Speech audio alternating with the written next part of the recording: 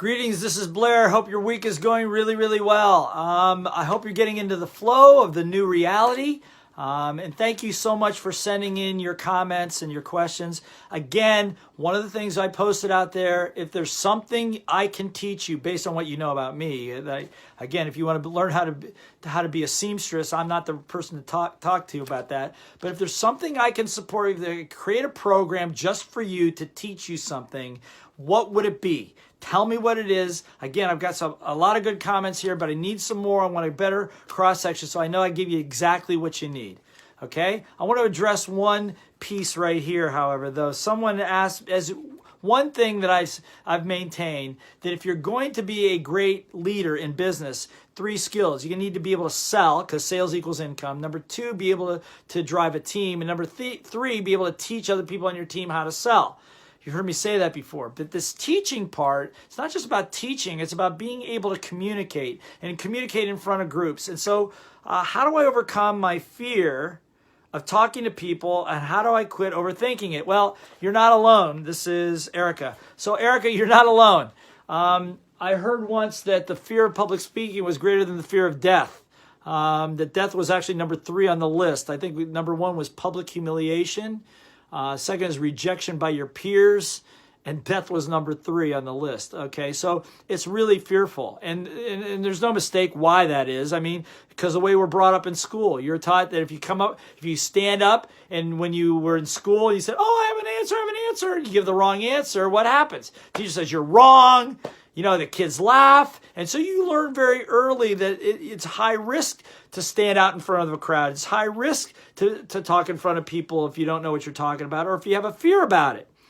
So it's not a mistake. Most people suffer from that. So I'm just going to give you a few little tips on this, because I've taught thousands and thousands of people how to become world-class teachers, leaders, and facilitators.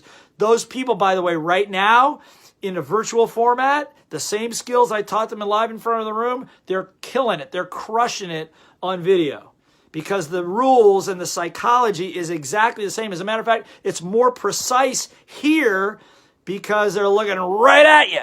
They're looking right at you, okay? And it's just you and them, even though you may be talking to thousands. So listen closely. So this whole thing about how do I overcome the fear?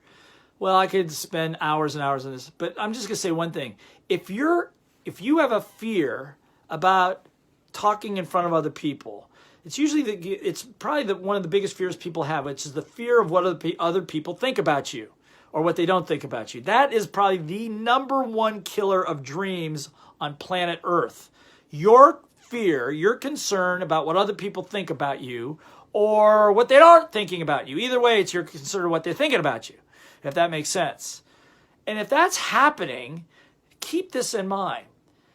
If you're afraid of that, that means that you are more concerned about yourself than you are about the people you're talking to. Now, I know it's pretty heavy. I'm going to say it again.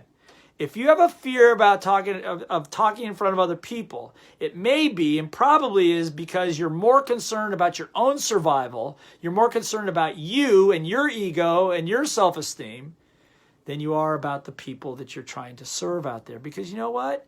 People don't care if you make mistakes. People don't care if you screw up. People just want to be able to trust you and get decent information from you. They don't care about all those things, but you care.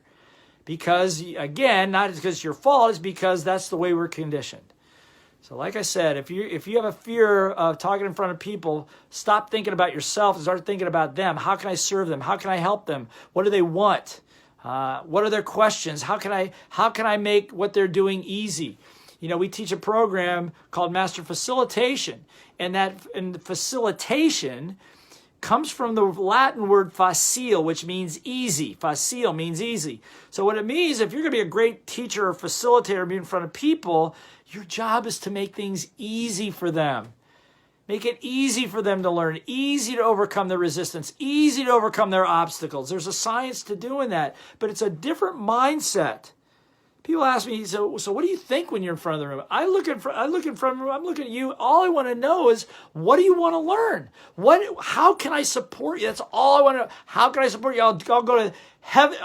I'll move heaven and earth to find a way to help you if I can, or I will direct you in a way I can't.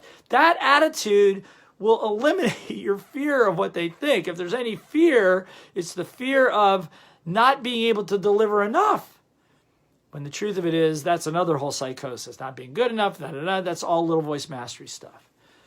So again, the world needs what you have. If you're watching a video from me, if you've been following me at all, here's one thing I know about you. And this is going to sound really weird, so stay with me on this. If you've been following me at all and through this last couple of months on video, here's what I know about you. Having been in this business for over 35 years, you're a leader. Not only a leader, you're a teacher and a leader. You may say, no, I'm not. Yeah, you are.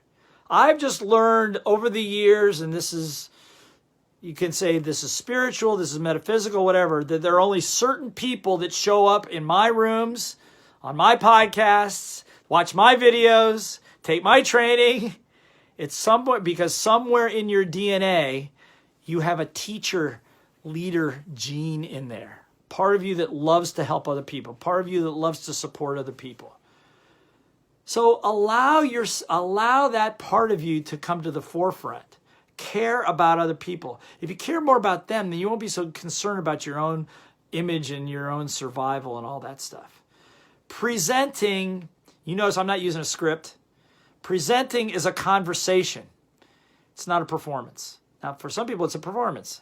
I don't teach it that way. It's a conversation that you're having with other people. Now, there's some techniques behind that, and perhaps if we have the opportunity to do a program together someday, I can teach you that.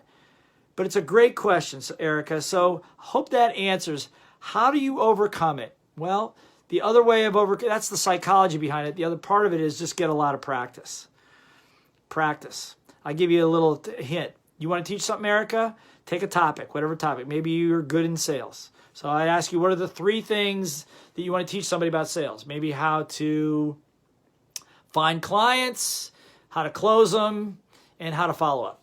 3 things, okay? And find a couple of friends and say, look, I want to do a little practice session with you. Can I do 5 minutes? You go, yeah. So you just say, I'm going to talk to you about sales and talk about those 3 things. 5 minutes, that's it. And just see how it goes.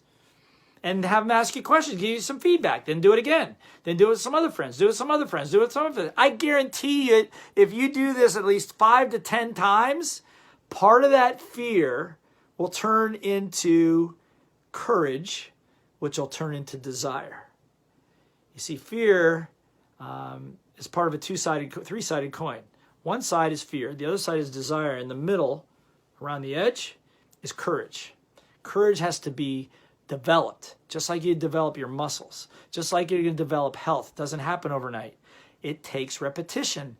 It takes repetition. So little pieces. Don't go start. I'm going to do a Facebook Live tomorrow, and I've never talked to anybody before. I mean, you could do that. There's nothing wrong with that, but that's going to get you. It's going to tax your little voice up there and push you really hard. Take little steps. You develop courage one step at a time, one step at a time, one step at a time, one step at a time, and I'll tell you, Erica, if you do what I just told you to do, and you just do that for 1 week, every day for 1 week, teach that little triangle to somebody every day for a week, out loud, not to yourself, but out loud to them, I guarantee you'll start asking me a whole different set of questions. Otherwise, you would not be on this video with me, and you would not have asked that question. All right? The world needs you, Erica. The world needs all of you. All of you have important knowledge and experience to share with other people. And now is the time to give it. And now, because of this, and because everybody's locked down, is the perfect opportunity to share what you know and help other people. Because at the end of the day, if God, the great spirit of the universe, is trying to give us a message, it's right now, learn how to connect at a more real level. Learn how to serve and help your fellow man. Learn how to do this with honesty, elegance, power, and grace. And if that's the lesson we get out of COVID-19, it may have been worth it all. Be awesome.